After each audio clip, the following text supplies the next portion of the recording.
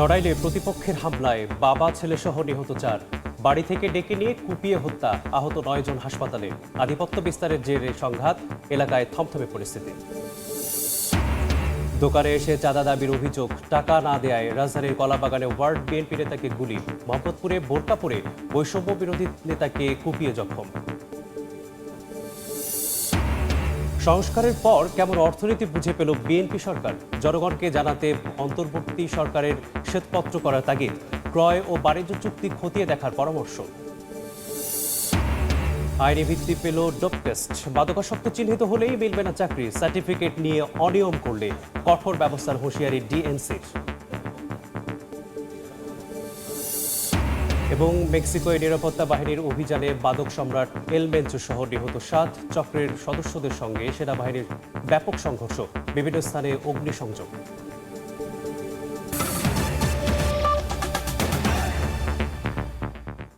সময় সংবাদের সঙ্গে আছি আমি মেসবাহুল আলিফ। নড়াইলে আধিপত্য বিস্তার নিয়ে প্রতিপক্ষের হামলায় বাবা ছেলে সহ 4 জন নিহত হয়েছেন, আহত হয়েছেন আরও 9 জন। ভোরে সদর উপজেলার সিংগাসুলপুর ইউনিয়নে এই দুর্ঘটনা ঘটে। স্থানীয়রা জানায়, দীর্ঘদিন ধরে আধিপত্য বিস্তার নিয়ে সিংগাসুলপুর ইউনিয়নের সাবেক চেয়ারম্যান খায়রুজ্জামান খয়ের ও এলাকার নিউটনের সমর্থকদের মধ্যে বিরোধ চলছিল। এ নিয়ে কয়েকবার সংঘর্ষ হয়। এর জেরে ভোরে নিউটনের সমর্থকদের উপর হামলা চালানো হয়। আতঙ্ক সৃষ্টির জন্য ছোড়া হয় গুলি।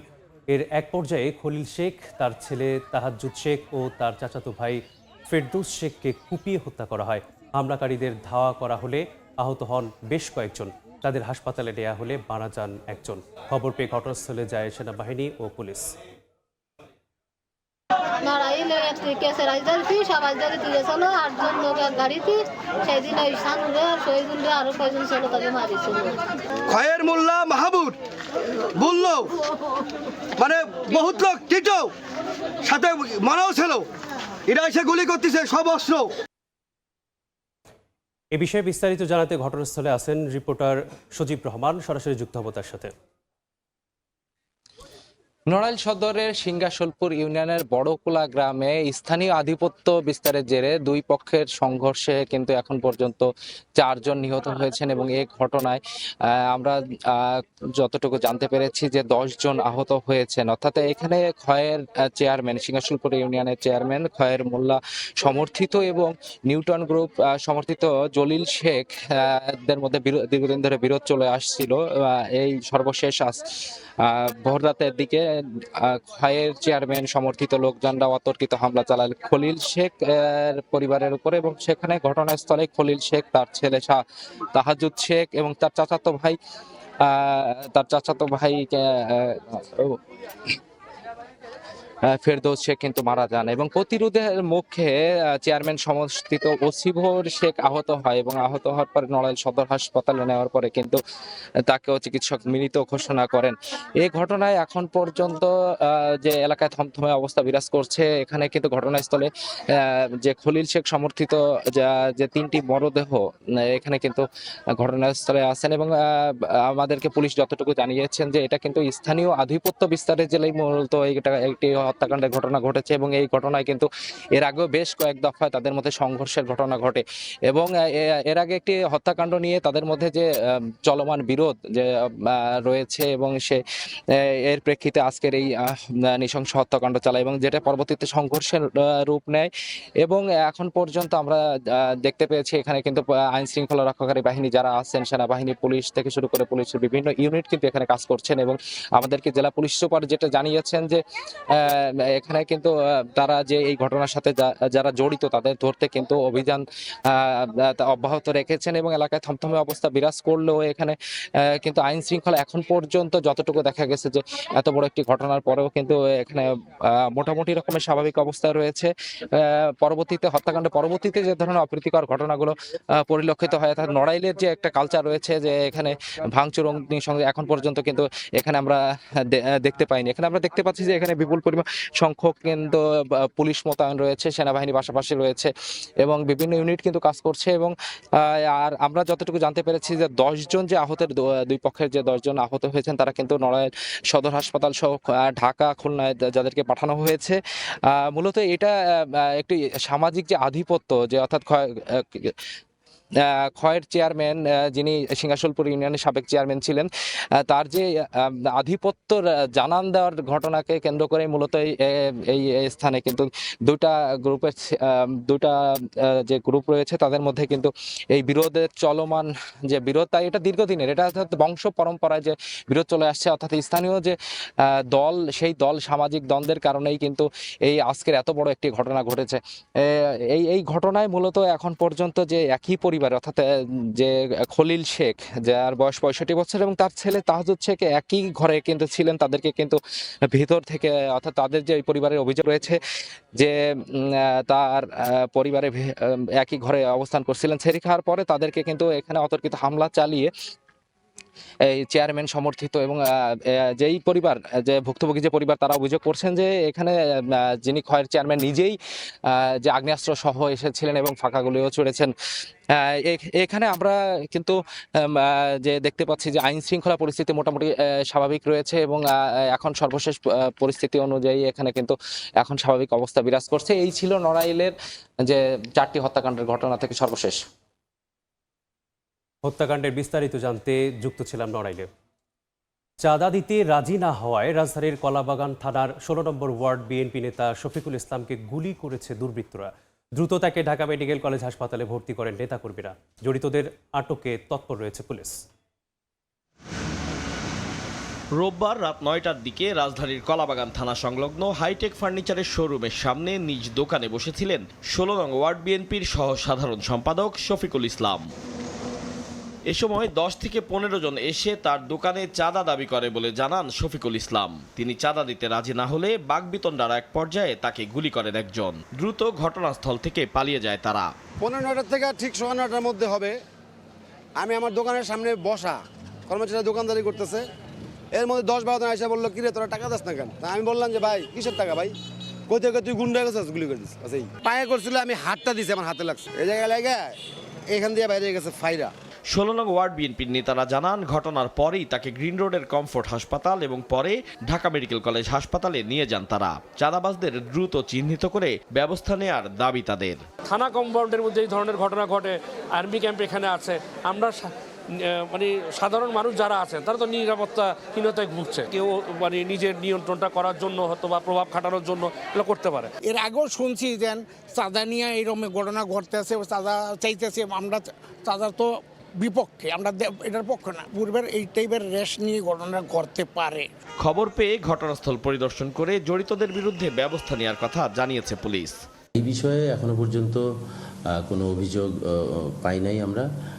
অভিযোগ পাইলে আমরা আইনগত ব্যবস্থা নেব এবং পাশাপাশি আমরা ইনফরমেশন নেওয়ার চেষ্টা করছি। তথ্য প্রমাণ সংগ্রহ চলছে আর কি। গুলির ঘটনায় 16 নম্বর ওয়ার্ডে আতঙ্ক ছড়িয়ে পড়ে। আতাউর কাউসার, সময় সংবাদ, ঢাকা। আজও সচিবালয়ে অফিস করছেন প্রধানমন্ত্রী তারেক রহমান। চীনের রাষ্ট্রদূতের সৌজন্য সাক্ষাৎ, কৃষক কার্ড চালু সংক্রান্ত সভাসহ বেশ কয়েকটি গুরুত্বপূর্ণ কর্মসূচিতে ব্যস্ত সময় পার করবেন তিনি। এ নিয়ে বিস্তারিত জানাতে সচিবালয়ে থেকে যুক্ত হচ্ছেন সহকর্মী প্রসূন আশিস। প্রসূন,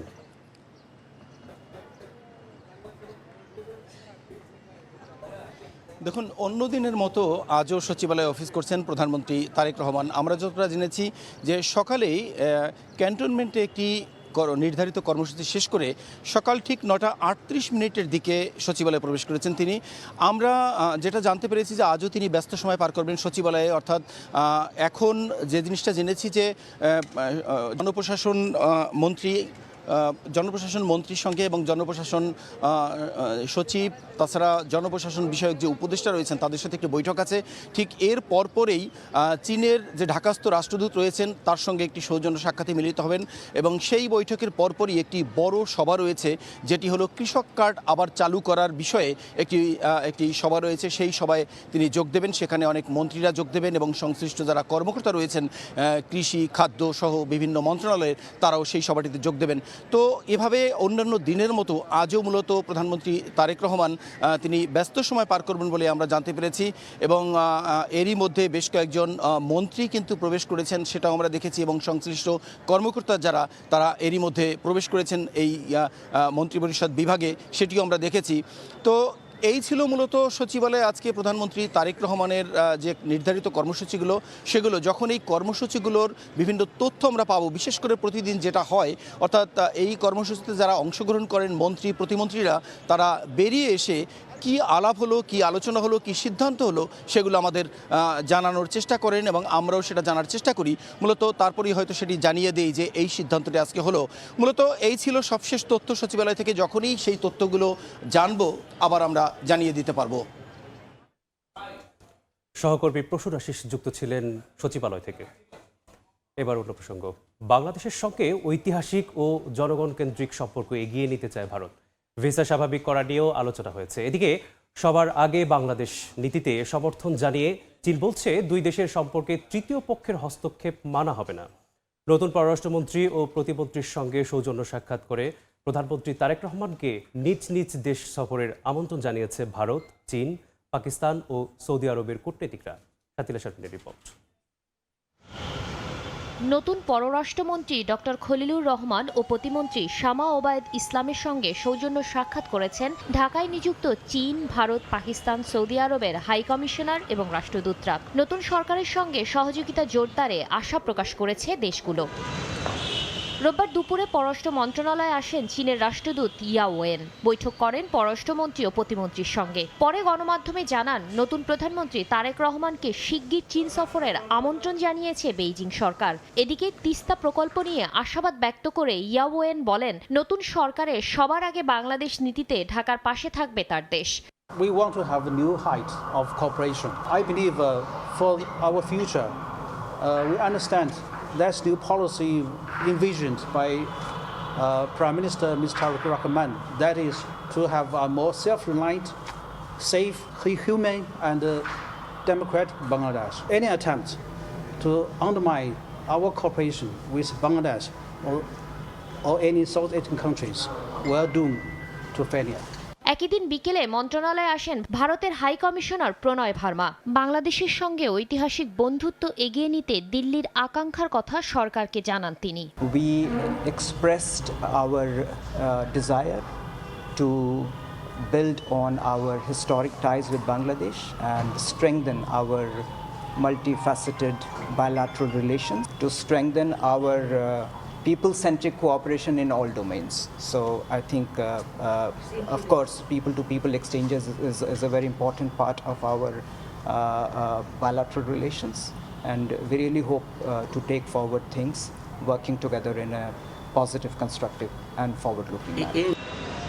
রোববার বিকেলে সৌজন্য সাক্ষাতের জন্য পররাষ্ট্র মন্ত্রণালয়ে আসেন পাকিস্তানের হাই কমিশনার ইমরান হায়দারও। এ সময় দ্বিপাক্ষিক সম্পর্ক নিয়ে পররাষ্ট্রমন্ত্রী খলিলুর রহমানের সঙ্গে টেলিফোনে কথা বলেন দেশটির পররাষ্ট্রমন্ত্রী ইসাক দার। পরে দেশটির ফেসবুক পেজে জানানো হয়, পারস্পরিক সম্পর্ক আরও জোরদার এবং শান্তি, স্থিতিশীলতা ও সমৃদ্ধির অভিন্ন লক্ষ্যে কাজ করায় প্রত্যয় পুনর্ব্যক্ত করেছেন পররাষ্ট্রমন্ত্রী। এর আগে সকালে ঢাকায় নিযুক্ত সৌদি রাষ্ট্রদূত ডক্টর আবদুল্লাহ জাফের এইচ বিন আবিহা পররাষ্ট্রমন্ত্রী ডক্টর খলিলুর রহমানের সঙ্গে সৌজন্য সাক্ষাৎ করেন। শাতিলা শারমিন, সময় সংবাদ, ঢাকা। হাসিনা সরকারের পতনের পর অর্থনীতির শ্বেতপত্র করে অনিয়ম, দুর্নীতি আর লুটপাটের চিত্র তুলে ধরেছিল অন্তর্বর্তী সরকার। এরপর গেল 1.5 বছর চালানো হয়েছিল বিভিন্ন সংস্কার কার্যক্রম।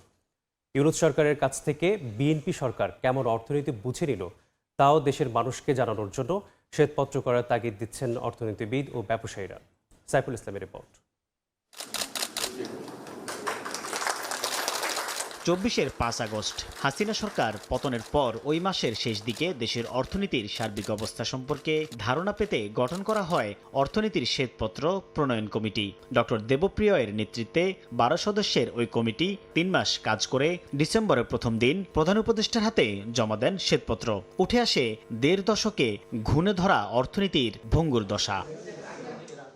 এরপর অর্থনীতিকে চাঙ্গা করতে নানা সংস্কার কমিশন টাস্ক ফোর্স গঠন করে কার্যক্রম চালায় অন্তর্বর্তী সরকার। জনগণের ভোটে নির্বাচিত বিএনপি সরকারকে কি অবস্থায় দেশের অর্থনীতি বুঝিয়ে দিল অন্তর্বর্তী সরকার, তা সাধারণ মানুষের কাছে তুলে ধরতে শ্বেতপত্র তৈরির তাগিদ দিচ্ছেন ব্যবসায়ী ও অর্থনীতিবিদরা, যেন জানা যায় অনিয়ম দুর্নীতি বন্ধে কোন পথে হেঁটেছে বিগত সরকার, সব পর্যায়ে নিশ্চিত করা যায় সুশাসন। ইন্টারিম গভর্নমেন্ট একটা রিফর্ম চেষ্টা করেছে, বাট এটা অনেক কিছুই কিন্তু রিয়েলিটির সাথে ওনারা যারা এটার সাথে রিলেটেড তাদেরকে ওইভাবে সম্পৃক্ত না করে কিন্তু করা হয়েছে। আমার মনে হয় এগুলি যদি সক্ষমতা বৃদ্ধি করতে পারি তখন দেখা যাবে যে অটোমেটিক্যালি অ্যাকাউন্টেবিলিটিটা আসবে। এখানে রাজনৈতিক বিবেচনায় কারো এমপ্লয়মেন্টও হবে না, কারণ right man should be in a right positions. আমরা যেরকম শ্বেতপত্র কমিটির রিপোর্টে তখনকার অর্থনৈতিক বাস্তবতাটা কি সেটা সম্বন্ধে বলেছি। এখনও তারা যখন নাকি বাজেটটাকে রিভাইজ করতে যাবেন বা নতুন বাজেট দিতে যাবেন বা পঞ্চবার্ষিকী পরিকল্পনার কাজ শুরু করবেন, তখনও তাদের একটা তো ভিত্তিভূমিটা কি সেটা সম্বন্ধে তো ভালো আগে জানতে হবে, কোন জায়গায় যাব সেটা নির্ধারণের আগে। সুতরাং সেই এক্সারসাইজ নিশ্চয়ই তারা একটা করবেন যে অর্থনীতির বর্তমান অবস্থায় আমাদের দুর্বলতার জায়গাগুলি কি, চ্যালেঞ্জের জায়গাগুলি কি। অনিয়ম, দুর্নীতি আর লুটপাট বন্ধে শুধু এবারই নয়, প্রতিবার নতুন সরকার গঠনের পরপর অর্থনীতির শ্বেতপত্র তৈরির নীতিগত সিদ্ধান্ত নেয়ার পরামর্শ তাদের। প্রতিটি সরকারেরই সময় শেষ হয়ে যাওয়ার পরে নতুন সরকার আসলে যদি একই দলও থাকে, তারপরে আমি মনে করি যে এক একটা সরকারের আসলে একটা পর্যালোচনা দরকার, এবং সেটা নিরপেক্ষ একটা পর্যালোচনা কমিশন তৈরি করে একটা শ্বেতপত্র তৈরি করা। যদি ভালো কাজও হয় সেটার জন্য শ্বেতপত্র দরকার। ইন্ডিপেন্ডেন্টলি মানে একেবারে স্বাধীনভাবে একটা কমিশন তৈরি করে অথবা টাস্কফোর্স তৈরি করে আসলে এই বিগত সরকারের কি ধরনের কর্মকাণ্ড সেগুলো নেওয়া হয়েছিল এবং কোথাও কোনো বিতর্ক আছে কিনা, কোথাও দুর্নীতি হলো কিনা বা কোনো অদক্ষতা ছিল কিনা, অস্পষ্টতা ছিল কিনা, সেগুলো পরিষ্কার করা। তাদের যুক্তি, আর্থিক খাতে স্বচ্ছতা নিশ্চিত করতে পারলে এলডিসি গ্র্যাজুয়েশনের পর অনেকটাই সহজ হবে সেই চাপ সামলানো। সাইফুল ইসলাম, সময় সংবাদ, ঢাকা। চট্টগ্রামে সিটি কর্পোরেশনের মেয়রের পদ নিয়ে সৃষ্টি হয়েছে আইনি জটিলতা। 22 ফেব্রুয়ারি মেয়াদ শেষ হওয়ার কথা থাকলেও সংশ্লিষ্ট দপ্তর থেকে কোনো সিদ্ধান্ত না আসায় দায়িত্ব পালন করছেন ডাক্তার শাহাদাত হোসেন। অবশ্য সিটি কর্পোরেশনের উন্নয়ন ও কাজের গতি আনতে দ্রুত নির্বাচন চান তিনি। আশরাফুল আলম মামুনের ক্যামেরায় শফিকুল আলমের প্রতিবেদন। 2021 সালে 27 জানুয়ারি অনুষ্ঠিত চট্টগ্রাম সিটি কর্পোরেশন নির্বাচনে কারচুপি হয়েছে দাবি করে সেই বছরের 24 ফেব্রুয়ারি নির্বাচনী ট্রাইব্যুনালে 9 জনকে বিবাদী করে আদালতে মামলা করেন বিএনপি নেতা ও বর্তমান মেয়র ডাক্তার শাহাদাত হোসেন। 2024 সালের 1 অক্টোবর সেই মামলার রায় প্রদান করেন আদালত। ঘোষণা দেয়া হয় মেয়র হিসাবে। পরে 3রা নভেম্বর শপথ গ্রহণ শেষে 5 নভেম্বর আনুষ্ঠানিক দায়িত্ব গ্রহণ করেন ডাক্তার শাহাদাত হোসেন। মেয়রের মেয়াদ শেষ হওয়ার পূর্ববর্তী 90 দিনের মধ্যে নির্বাচন আয়োজনের বিষয়ে স্থানীয় সরকার আইনে থাকলেও তা সম্ভব হয়নি নানা জটিলতায়। বর্তমান পর্ষদের মেয়াদ শেষ হয়েছে গত 22 ফেব্রুয়ারি। এরপর শুরু হয়েছে মেয়রের পদে থাকা না থাকা নিয়ে দোটানা। আইন অনুযায়ী প্রশাসক নিয়োগ ও নির্বাচিত নতুন পর্ষদের প্রথম সভা না হওয়া পর্যন্ত বর্তমান মেয়রের দায়িত্ব পালন সহ নানা পথ খোলা রয়েছে। মেয়র বলছেন, আদালতের রায় অনুযায়ী 5 বছরের জন্য 2029 সাল পর্যন্ত মেয়াদ আছে তার। তবে কর্পোরেশনের কাজের গতি আনতে দ্রুত নির্বাচন চান মেয়র।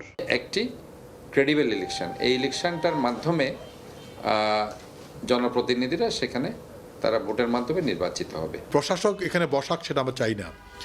যদি নির্বাচন বিলম্বিত হয় তাহলে এই মেয়রকে কন্টিনিউ করা উচিত।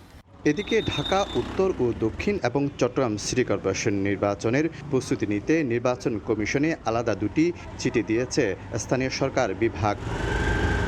শফিকুল আলম, সময় সংবাদ, চট্টগ্রাম। রাজধানীতে হঠাৎ বেড়েছে মশার উৎপাত। সিটি কর্পোরেশন এলাকায় রাত দিন জনজীবন অতিষ্ঠ করে তুলেছে মশা। মশক নিধনে তৎপরতা নেই বলে অভিযোগ নাগরিকদের। তবে সিটি কর্পোরেশন বলছে নিয়মিত কার্যক্রম চলছে। কিউলেক্স নিধনের পাশাপাশি ডেঙ্গু মোকাবেলায় বর্ষার আগেই ব্যবস্থা নেওয়ার পরামর্শ বিশেষজ্ঞদের। শিমুল হোসেনের প্রতিবেদন। রাজধানীতে হঠাৎ করেই বেড়েছে মশার উপদ্রব। রাতের বেলায় তো বটেই, দিনের বেলায়ও মশার আনাগোনা দেখা যাচ্ছে। ড্রেন, নির্মাণাধীন ভবন কিংবা বাসাবাড়ির আশপাশে জমে থাকা পানিতে দেখা মিলছে লার্ভার। শীত পুরো শেষ না হতেই এমন চিত্র ভাবাচ্ছে নগরবাসীকে। ডেঙ্গু মশায় যে একজন লোক মারাও গেছে, কয়াল জালেলো মশা যায় না, দিনেও কামড়ায় আর রাতে তো আরো বেশি। বেলা ভাটি গেলে সেই মশা জিয়ালি বসে থাকি গ্যারেজে, মনে হচ্ছে যে শয়ে শয়ে মশা ঘুরে কামড়ায়। মানে এত জন্মায় যা বলার মতন না। আর এই সিটি কর্পোরেশন তো দেখি না কোনো সময় আসতে, তাকে কোনো কার্যক্রমও দেখি না, কোনো পরিষ্কারও করে না, কোনো লোক আয় না, আয় মাঝে সাঝে একটু ছবি টবি তুলে নিয়ে চলে যায়। বিশেষজ্ঞরা বলছেন আবর্জনা ব্যবস্থাপনা, তাপমাত্রা ওঠানামা, জমে থাকা পানি মশা বৃদ্ধির কারণ হতে পারে। তবে বর্ষা মৌসুম সামনে রেখে ডেঙ্গু মোকাবিলায় এখন থেকেই প্রস্তুত থাকার পরামর্শ বিশেষজ্ঞর। এখন যে মশাটি আমরা দেখতে পাচ্ছি সেটি হচ্ছে কিউলেক্স মশা। এই মশাটি ডেঙ্গু ছড়ায় না। ডেঙ্গুকে নিয়ন্ত্রণ যদি আমরা করতে চাই তাহলে মে বা জুন বা এপ্রিল মাস থেকেই আমাদের ডেঙ্গু নিয়ন্ত্রণ ব্যবস্থাটাকে জোরদার করতে হবে। তাহলে এবছর ডেঙ্গুর প্রকোপটাকে আমরা সঠিকভাবে মোকাবেলা করতে পারবো। মশার উপদ্রব থেকে রেহাই পেতে ডোবা নালা পরিষ্কার করা, লার্ভা ধ্বংস, এলাকাভিত্তিক ফগিং, লিফলেট বিতরণ কার্যক্রম পরিচালনা করছে সিটি কর্পোরেশন। ডেঙ্গুর আক্রমণ সামলাতে এখনও কোনো প্রস্তুতি নেয়নি কর্পোরেশন। তবে শিগগিরই কিউলেক্স মশার তীব্রতা কমবে বলে আশ্বস্ত করছেন উত্তর সিটি কর্পোরেশনের প্রধান স্বাস্থ্য কর্মকর্তা। আমাদের এখন কিউলেক্সটা হচ্ছে আমাদের সবচেয়ে বড়, দুইটার ক্ষেত্র পুরো আলাদা, দুইটার মেথোডোলজি আলাদা, দুইটার অ্যাকশন প্ল্যান আলাদা। একটা হচ্ছে আমাদের যে বসবাসের যে জায়গাগুলো আছে, বাসা বাড়ি, সেইটা কেন্দ্রিক। আর এখন আমরা কাজ করছি হলো ড্রেন, নালা, নর্দমা, ডোবা, খোলা ম্যানহোল, আবর্জনা রিমুভ করা। এই বেসিসে যারা আশেপাশের বাসিন্দা আছেন তারা 5 থেকে 7 দিনের মধ্যে বুঝতে পারবেন যে মশার উপদ্রবটা কমেছে। বিশেষজ্ঞদের মতে শুধু ফগিং নয়, মশার উৎসস্থল ধ্বংস এবং নাগরিক সচেতনতায় হতে পারে কার্যকর সমাধান।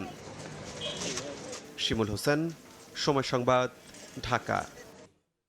ট্রাম্পের আগ্রাসী শুল্ক নীতিতে বিশ্ববাজারে অস্থিতিশীল অবস্থার মধ্যেই গেল জানুয়ারি পর্যন্ত 7 মাসে বাংলাদেশের সবচেয়ে বেশি রপ্তানি আয় এসেছে যুক্তরাষ্ট্র থেকে।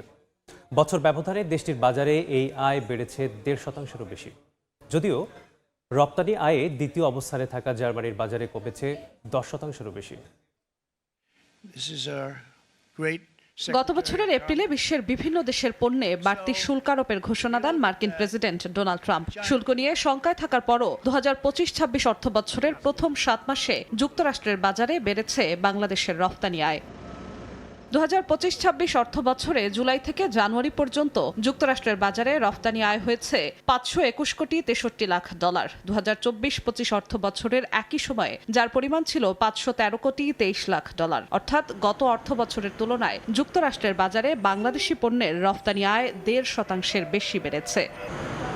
বিপরীত অবস্থা রপ্তানি আয়ে দ্বিতীয় অবস্থানে থাকা জার্মানিতে। চলতি অর্থ বছরের প্রথম 7 মাসে জার্মানি থেকে রপ্তানি আয় কমেছে 10%-এর বেশি। 2024-25 অর্থ বছরের জুলাই থেকে জানুয়ারি পর্যন্ত $318.16 আয় হলেও চলতি অর্থ বছরের একই সময়ে তার পরিমাণ $285.22 এদিকে সবচেয়ে বেশি বৈদেশিক মুদ্রা আয় করা পোশাক খাতে যুক্তরাষ্ট্রের বাজার থেকে চলতি অর্থ বছরের প্রথম 6 মাসে রপ্তানি আয় 0.1% কমেছে।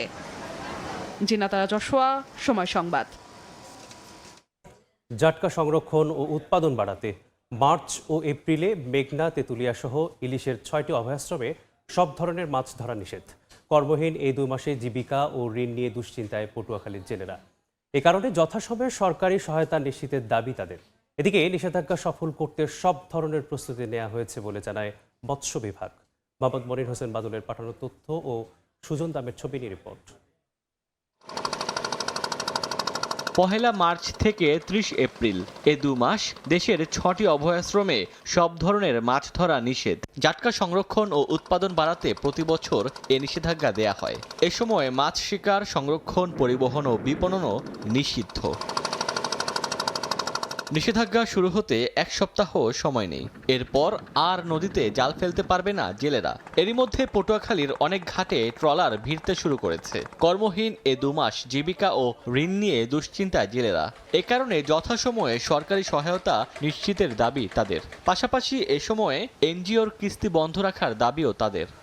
মাছ পাই এত আমাকে মিনমতো সংসার চলে না, আমরা কিস্তি মিস্তি লইয়া স্যার খুবই অভাবে আছি। আমরা মাছ ধরা নিষিদ্ধ, মানে দেশের সম্পদ বাঁচাইতে হবে, আমাকেও চলতে হইব। প্রত্যেকটা জেলে 2, 3 লাখ, 4 লাখ, 5 লাখ টাকা করে ঋণ সরকার যেটা আমাকে দিতে আছে ওইটা আমরা পরিপূর্ণভাবে পাই, তাহলে আমাকে জেলেদের সংসার চলে। এদিকে নিষেধাজ্ঞা সফল করতে সব ধরনের প্রস্তুতি নেওয়া হয়েছে বলে জানায় মৎস্য বিভাগ। মাইকিং, লিফলেট প্রচার, তারপর বিভিন্ন মসজিদে ইমাম সাহেবদের মাধ্যমেও আমরা প্রচার করব যে এই সময়টা যেন জেলেরা ওই অভয়াশ্রম এলাকায় কেউ মাছ ধরতে না নামে। খাদ্য নিরাপত্তার জন্য সরকারের পক্ষ থেকে ভিজিএফ চাল বিতরণ করা হবে। পটুয়াখালীতে নিবন্ধিত জেলের সংখ্যা ৭৬,৪৩২ জন, তবে মোট জেলের সংখ্যা ১ লাখেরও বেশি। এরই মধ্যে নিষেধাজ্ঞাকালে ৫০,৭৫০ জন জেলেকে প্রতি মাসে ৪০ কেজি করে চাল দেবে সরকার। সময় সংবাদ, পটুয়াখালী। দেশের বাইরের খবর। মেক্সিকোর শীর্ষ মাদক সম্রাট নেমেসিও এল মেনচো ওসিগুয়েরা সেরভান্তেস নিহত হয়েছে। অভিযানে দলটির আরও ৬ সদস্য প্রাণ হারায়। এই অভিযানকে বড় সাফল্য হিসেবে দেখছে মেক্সিকো সরকার। অভিযানের পরপরই একাধিক অঙ্গরাজ্যে সহিংসতা ছড়িয়ে পড়লেও বেশিরভাগ স্থানে স্বাভাবিক কার্যক্রম চলছে বলে দাবি করছেন দেশটির প্রেসিডেন্ট। স্থানীয় সময় রোববার মেক্সিকোর পশ্চিমাঞ্চলীয় জালিস্কো অঙ্গরাজ্যের তাপালপা শহরে সামরিক অভিযানে নিহত হন দেশটির শীর্ষ মাদক সম্রাট ও জালিস্কো নিউ জেনারেশন কার্টেল সিজেএনজির প্রধান নেমেসিও এল মেনচো ওসিগুয়েরা সেরভান্তেস। দীর্ঘদিন ধরে তিনি বিশ্বের অন্যতম মোস্ট ওয়ান্টেড মাদক পাচারকারী ছিলেন। ঘটনার সূত্রপাত হয় তাপালপা শহরের বিভিন্ন ফেডারেল সামরিক শাখার যৌথ অভিযানের মধ্য দিয়ে। নিরাপত্তা বাহিনীর উপস্থিতি টের পেলে দুপক্ষের মধ্যে গোলাগুলির ঘটনা ঘটে। এতে প্রাণ হারায় সিজেএনজির বেশ কয়েকজন সদস্য। অভিযানে কয়েকজন মেক্সিকান সেনা সদস্য আহত হন। এদিকে অভিযানের পরপরই একাধিক অঙ্গরাজ্যে সহিংসতা ছড়িয়ে পড়ে। সন্দেহভাজন কার্টেল সদস্যরা নিরাপত্তা বাহিনীর সঙ্গে সংঘর্ষে জড়ানোর পাশাপাশি স্থানীয় ব্যবসা প্রতিষ্ঠান ও বাসে আগুন ধরিয়ে দেয়। পর্যটন নগরী পুয়ের্তো ভালার্তাতেও অগ্নিসংযোগের ঘটনা ঘটে। এর জেরে নিজ দেশের নাগরিকদের নিরাপদ আশ্রয়ে থাকার পরামর্শ দিয়েছে মার্কিন পররাষ্ট্র দপ্তর। মেক্সিকোর প্রতিরক্ষা দপ্তর জানিয়েছে যুক্তরাষ্ট্র তথ্য দিয়ে অভিযানে সহায়তা করেছে। এর সত্যতা নিশ্চিত করে একটি আন্তঃসংস্থা টাস্কফোর্স এটিতে ভূমিকা রেখেছে বলে জানান এক মার্কিন প্রতিরক্ষা কর্মকর্তা। এদিকে এই অভিযানকে বড় সাফল্য হিসেবে দেখছে মেক্সিকো সরকার। প্রেসিডেন্ট ক্লাউদিয়া শেনবাউম সংশ্লিষ্ট সংস্থাগুলোর প্রশংসা করে বলেন, বিভিন্ন অঙ্গরাজ্যে পূর্ণ সমন্বয়ে পরিস্থিতি মোকাবেলার পর দেশের বেশিরভাগ স্থানে স্বাভাবিক কার্যক্রম চলছে। নাসরিন রুমি, সময় সংবাদ। এ পর্যায়ে শীর্ষ সংবাদগুলো জানিয়ে দিচ্ছি আরেকবার। নড়াইলে বাবা ছেলে সহ ৩ জনকে কুপিয়ে হত্যা, প্রতিরোধের মুখে আহত একজনের মৃত্যু। হাসপাতালে ভর্তি 10 জন, আধিপত্য বিস্তারের জেরে দুপক্ষের সংঘাত। দোকানে এসে চাঁদা দাবির অভিযোগ, টাকা না দেয়ায় রাজধানীর কলাবাগানে ওয়ার্ড বিএনপি নেতাকে গুলি, মোহাম্মদপুরে বোরকা পরে বৈষম্য বিরোধী নেতাকে কুপিয়ে জখম। এবং সংস্কারের পর কেমন অর্থনীতি বুঝে পেল বিএনপি সরকার, জনগণকে জানাতে অন্তর্বর্তী সরকারের শ্বেতপত্র করার তাগিদ, ক্রয় ও বাণিজ্য চুক্তি খতিয়ে দেখার পরামর্শ।